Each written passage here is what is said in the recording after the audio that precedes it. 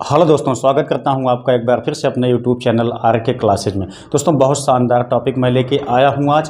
दोस्तों ये एक मैथमेटिक्स का क्वेश्चन है, आपका निर्देशांक ज्यामिति, जो कि कक्षा 10 यूपी बोर्ड के बच्चों के लिए स्पेशली ये क्लास है। दोस्तों ऐसे सवाल आपके एग्जाम में बहुत ज़्यादा पूछे जाते हैं।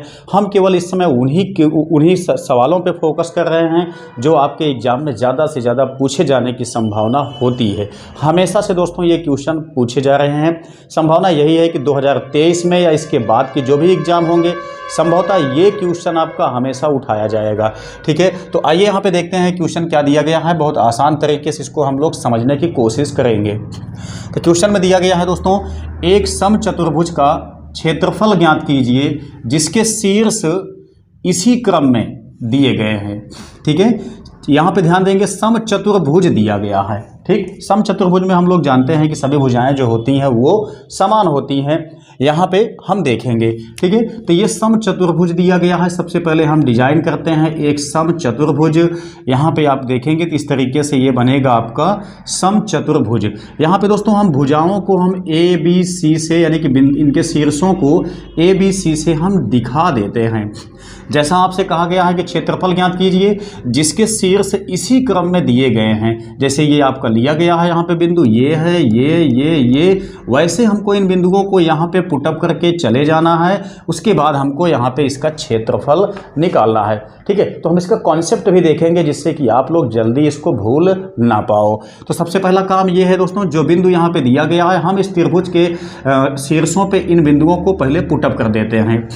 सबसे पहले यहाँ पे 3,0 लिखेंगे। ये वाला पॉइंट्स हम यहाँ पे लिखेंगे 4,5। ये वाला पॉइंट्स हम यहाँ पे लिखेंगे -1,4। ये वाला पॉइंट हम यहाँ पे लिखेंगे।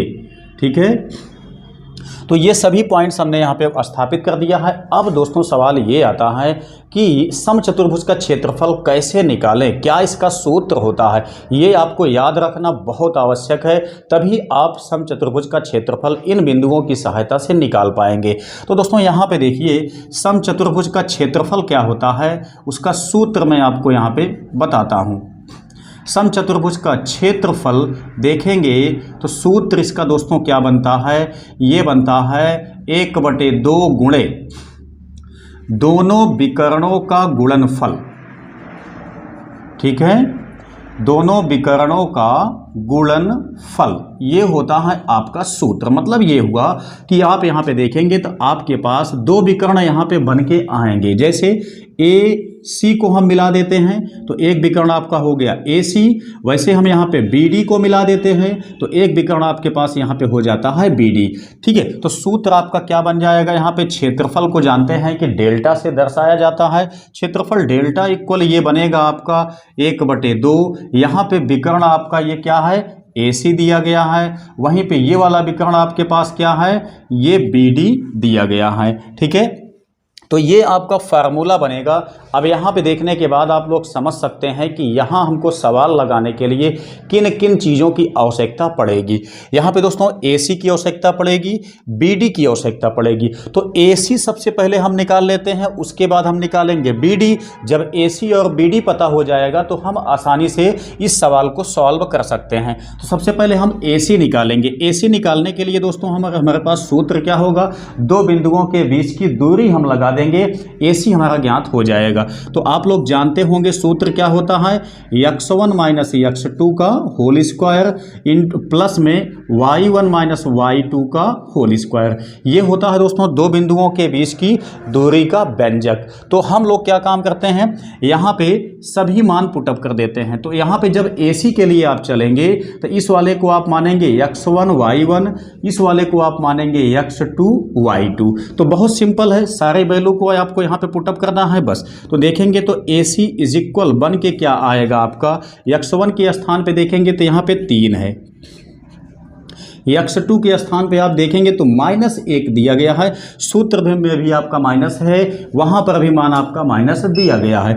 तो हम यहाँ पे माइनस जब लगाएंगे -1 तो ये हो जाएगा प्लस में 1, ये हो गया स्क्वायर। यहाँ पे दोस्तों y1 का मान देखेंगे तो 0 दिया गया है, y2 का मान देखेंगे तो आपका यहाँ पे 4 दिया गया है। तो इसी को सॉल्व कर लेना है सबसे पहले आपको। यहाँ पे देखिए, यहाँ 3 1 4 4 चौका 16 बनेगा। यहाँ पे देखेंगे तो ये आपका घटाने जोड़ने के बाद तो 4 ही आएगा, उसका स्क्वायर किया जाएगा तो भी 16 आ जाएगा। अब दोस्तों फाइनली हम देखते हैं तो इसको हम लिख सकते हैं 2 गुणे 16, ठीक है। जब हम 2 गुणे 16 लिखेंगे तो 16 का वर्गमूल तो 4 आ जाएगा, लेकिन 2 का वर्गमूल नहीं निकलेगा तो 2 को हम ऐसे छोड़ देते हैं। तो आपका जो AC भुजा यानी विकर्ण AC की जो लंबाई आ गई है वो 4√2 आ गई है। अब ऐसे हमको क्या निकालना है, हमको यहाँ पे BD की लंबाई निकाल लेना है। हम BD की लंबाई आसानी से निकाल सकते हैं, सूत्र आपका यही चलेगा। तो देखेंगे BD की लंबाई के लिए भी सूत्र हम वही लगा देते हैं, प्लस y1 माइनस y2 का होल स्क्वायर। यहाँ पे दोस्तों जब हम चलेंगे BD के लिए तब आप ध्यान देंगे कि पॉइंट्स आपको कहाँ से चूज करना है। यहाँ से ये जो पॉइंट्स आपके पास दिए गए हैं इसको आप x1 माने, इसको y1 माने। उसके बाद दोस्तों इस वाले को, चूंकि हमको BD चाहिए तो इस वाले को आप मानेंगे x2, इस वाले को मानेंगे y2, ठीक है। तो अब जब हम BD निकालेंगे तो यहाँ पे हम x1 y1 मानेंगे, इसको हम x2 y2 मान के चलेंगे, ठीक है। अब ध्यान देंगे आप, सिंपल सा सब कुछ फार्मूला वही है। x1 का मान कितना है 4 दिया है, माइनस x2 का मान देखेंगे कितना है -2 दिया है, रखेंगे तो ये +2 हो जाएगा। यहाँ पे बना आपका होल स्क्वायर। प्लस देखते हैं तो y1 का मान आपके पास 5 है, y2 का मान -1, तो ये आपका हो गया प्लस में। अब दोस्तों आपके पास ऑप्शन क्या है, इसको जोड़ेंगे 4 2 6 6 6 36 हो जाएगा। यहाँ पे देखते हैं तो 5 1 6 6 का स्क्वायर 6 6 36 बन गया। यहाँ पे देखते हैं तो ये आपका 2 × 36 बना हुआ है, जहाँ से कि 36 का वर्गमूल आपका निकल जाएगा, 2 नहीं निकल पाएगा। तो यहाँ पे देखेंगे तो BD की लंबाई आपके पास आ गई कितना 6√2 आ गई है। अब आपके पास यहाँ पे AC पता हो गया है, अब आपका BD पता हो गया है। अब सिंपल सा आप यहाँ से समचतुर्भुज का क्षेत्रफल निकाल पाएंगे। कैसे निकालेंगे उसके लिए आप यहाँ पे देखिए, ये हमने सूत्र इसका यहाँ पे नोट किया हुआ है पहले से ही। 8C का मान ज्ञात हो गया है, BD का मान ज्ञात हो गया है। तो यहाँ पे देखेंगे त्रिभुज का क्षेत्रफल कैसे निकलेगा। 1/2 हम यहाँ पे नोट करते हैं। AC की लंबाई देखते हैं तो यहाँ पे दी गई है 4√2। वैसे दोस्तों यहाँ BD की लंबाई देखेंगे तो 6√2 दिया गया है। अब इसी का सॉल्व कर देंगे, क्वेश्चन आपका हल बिल्कुल आसानी से हो जाएगा।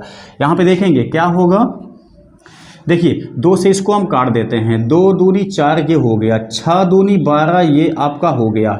बचा क्या है इसको ध्यान देना है, √2 बचा हुआ है, ये √2 बचा हुआ है, ठीक है। अब दोस्तों आप लोगों को पता होगा कि जब अंडर रूट का आपस में मल्टीप्लाई होता है, जब संख्याएं समान होती हैं तो अंडर रूट हट जाता है, ठीक। यहाँ पे देखेंगे तो क्या बनेगा, ये 12 आपका हो गया, इन दोनों का मल्टीप्लाई होगा तो अंडर रूट आपका हटेगा, आएगा कितना 2 आएगा। तो फाइनली यहाँ से 12 दूनी 24 दोस्तों आपका आ जाता है आंसर। लेकिन दोस्तों यहाँ पे मात्रक भी आपको लिखना आवश्यक हो जाता है।